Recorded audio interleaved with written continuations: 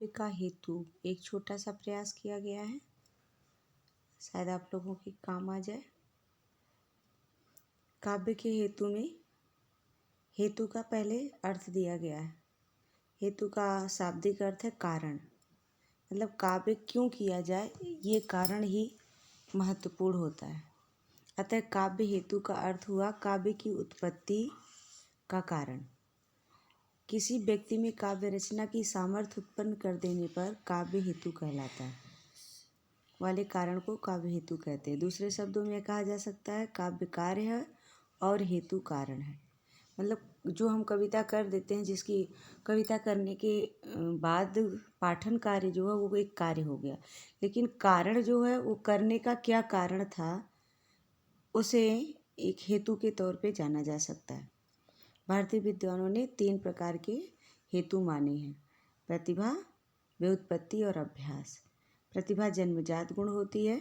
व्युत्पत्ति मतलब साहित्यिक तत्वों का ज्ञान, शास्त्रों का ज्ञान आदि, लोक व्यवहार का ज्ञान, ये सब और शब्द अर्थों का ज्ञान प्राप्त करके हम कविता करें तो उसे व्युत्पत्ति। और अभ्यास जो है निरंतर अभ्यास, यानी काव्य करने की कला और ज्ञान होने के बाद भी कविता करने के लिए हमें निरंतर अभ्यास की आवश्यकता होती है।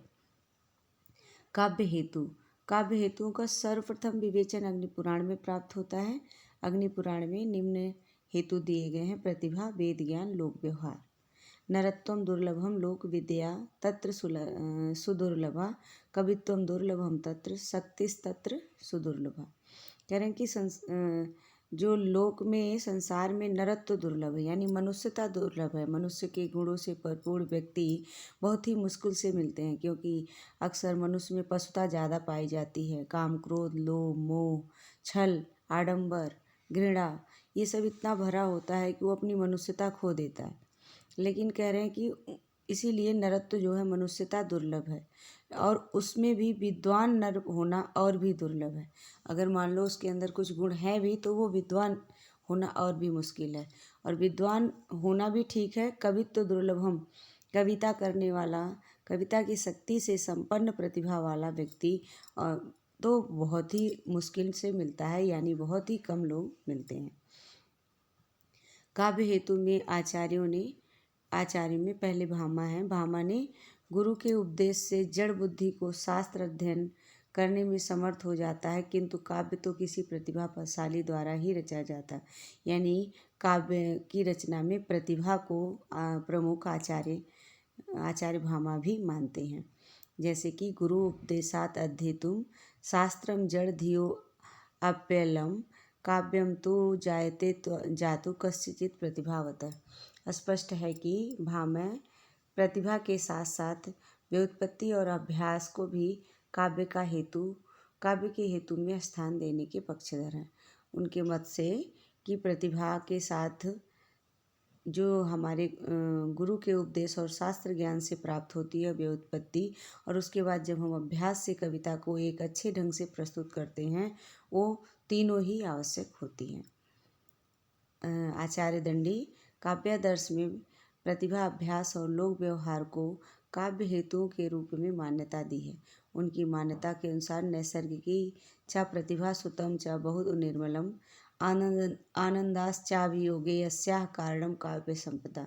उनके अनुसार जो है नैसर्गिक प्रतिभा और निर्मल शास्त्र ज्ञान को बढ़ा चढ़ाकर अभ्यास के द्वारा काव्य रूप में परिणित करने के कारण काव्य की संपत्ति का विकास होता है, यानी काव्य करने के तत्वों का विकास होता है, काव्य करने के ज्ञान का विकास होता है। तो इसके लिए उन्होंने भी प्रतिभा को और एक तरह से शास्त्र ज्ञान को भी जो है काव्य का कारण माना है। आचार्य वामन काव्यादर्श में प्रतिभा को जन्मजात गुण मानते हुए उसके प्रमुख हेतु स्वीकार करते हैं। प्रतिभा को ही उन्होंने भी काव्य का कारण माना। कवित्वम बीजम प्रतिभावान कवित्तस्व बीजम। प्रतिभा के अतिरिक्त लोक व्यवहार, शास्त्र ज्ञान, शब्दकोश आदि की जानकारी को भी काव्य में स्थान देते हैं, लेकिन प्रमुख रूप से जो है प्रतिभा को ही काव्य का कारण मानते हैं।